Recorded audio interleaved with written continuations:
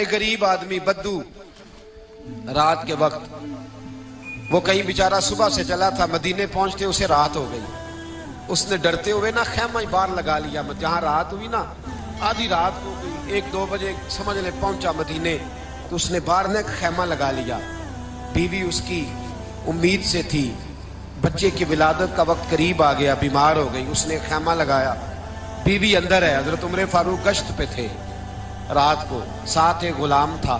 حضرت عمر فاروق رضی اللہ تعالیٰ عنہ کہنے لگے وہ آگ جل رہی ہے تھوڑی سی، پتہ کرو کون ہے. تو آپ کا غلام پتہ کرنے گیا تو بدو نے ڈانٹ دیا، کہنے لگے جاؤ تمہیں کیوں بتاؤں. حضرت عمر خود گئے، کہنے لگے مسافر بھائی بتا تو صحیح. کہنے لگا جی چھوڑے، میں آپ کو کیوں بتاؤں میں کون ہوں کیسے آیا ہوں. فرمایا خیمے کے اندر سے کراہنے کی آواز آتی، کوئی درد سے چیخ رہا ہے، بتا ہمیں بات کیا ہے.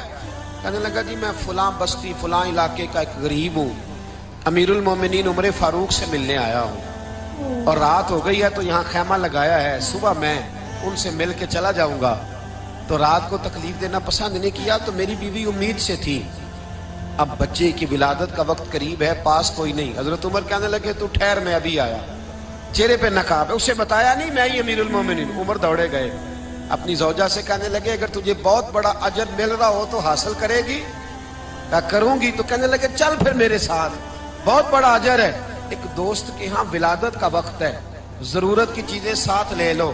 اس عورت نے تھوڑے دانے لے لیے، گھی لے لیا. حضرت عمر سے کہنے لگی لکڑیاں اکٹھی کر لیں. امیر المومنین کونسلر کی بات نہیں بتا رہا آپ کو، میں آپ کو ایم پی اے کی بات نہیں بتا رہا، ایم این اے کی بات نہیں بتا رہا، جو 10 گاؤں کو ملا کے چیئرمین بنا اس کی بات نہیں بتا رہا. اس کی بات بتا رہا ہوں جو 22 لاکھ مربع میل کا حکمران ہے. اس کی بات بتا رہا ہوں جو گلی سے گزرے تو شیطان رستہ ہی بدل جاتا ہے. اس کی بات بتا رہا ہوں جس کے بارے میں میرے مصطفیٰ کریم صلی اللہ تعالیٰ علیہ وآلہ وسلم نے فرمایا میرا عمر تو وہ ہے کہ 950 سال حضرت جبریل بھی اس کی شان بیان کریں تو عظمت ختم نہیں ہوتی. اتنا بڑا شخص. حضرت عمر نے لکڑیاں اکٹھی کی، اینٹوں کا روڑے لے کے چولہا بنایا، پہنچ گئے. آپ کی زوجہ کہنے لگی یہ تھوڑے دانے ڈال لیں، گھی ڈال لیں اور ایک لکڑی لے کے اس کو ہلائیں، تیار کریں. خود زوجہ اندر چلی گئی. حضرت عمر باہر پکانے لگے. وہ بدو کہتا ہے میں اس طرح کا ان کے ساتھ بہیو کرنے لگا جیسے وہ کسی چوکیدار کے ساتھ نہیں کرتا. میں نے سمجھا جی عمر نے چوکیدار رکھے آنے جانے والے مہمانوں کا. میں کبھی پانی کا پیالہ مانگتا، کبھی کوئی بات، عمر دوڑے جاتے، کبھی پانی لاتے. او مسلمانوں، او میرے رسول کے غلام عزیزو. حضرت عمر فاروق وہ غلام کہتا ہے میں عمر سے کہتا، میں کہتا غلام پانی لا تو عمر دوڑ کے پانی لاتے. میں کہتا تجھے گھی پکانا بھی آتا ہے، پہلے بھی کبھی پکایا ہے؟ تو عمر فرماتے کوشش تو کر رہا ہوں. میں کہتا پہلے بھی کبھی تیری بیوی نے یہ کام کیا ہے؟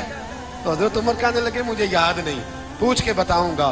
کہتے ہیں کیا رنگ تھا، کیا انداز تھا، کیا مصطفیٰ کی تربیت تھی، کیا انداز حضور نے سکھائے غلاموں کو. یہ کس طرح کا امیر ہے کہ یہ ہنڈیا پکا رہا ہے، پھونکے مار رہا ہے ایک غریب کے لیے، دیہاتی کے لیے جسے جانتے بھی نہیں.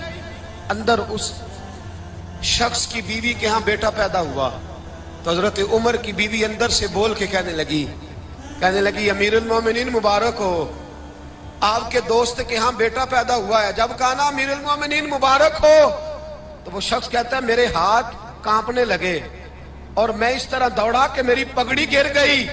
میں دوڑا تو عمر نے بلایا، کہا کدھر جاتے ہو؟ کہنے لگا آپ امیر المومنین ہیں، آپ امیر المومنین، آپ عمر ہیں.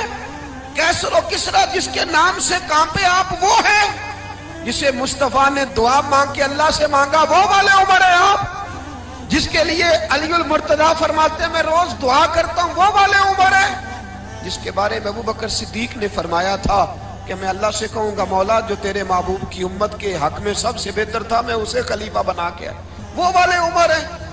عمر امیر المومنین کی بیوی وہ تو خاتون اول ہوتی ہے، وہ تو ملکہ ہوتی ہے، اور تیری بیوی دائی بن کر ایک غریب کے بچے کے پاس بیٹھی رہی ولادت کے وقت. عمر امیر المومنین ہو کے تیری داڑھی ساری دھومے سے بھر گئی تو ڈیوٹی کرتا رہا. تو سیدنا عمر رو پڑے اور اس بدو کو سینے سے لگا کے کہنے لگے تجھے پتہ نہیں تو کہاں آیا ہے؟ اس شہر کا پتہ ہے؟ اس نے کہا حضور کہاں ہے؟ وہ فرمایا یہ میرے نبی کا مدینہ ہے، یہ مصطفیٰ کا مدینہ ہے، یہاں امیروں کا استقبال نہیں ہوتا، یہاں غریبوں کے استقبال ہوتے۔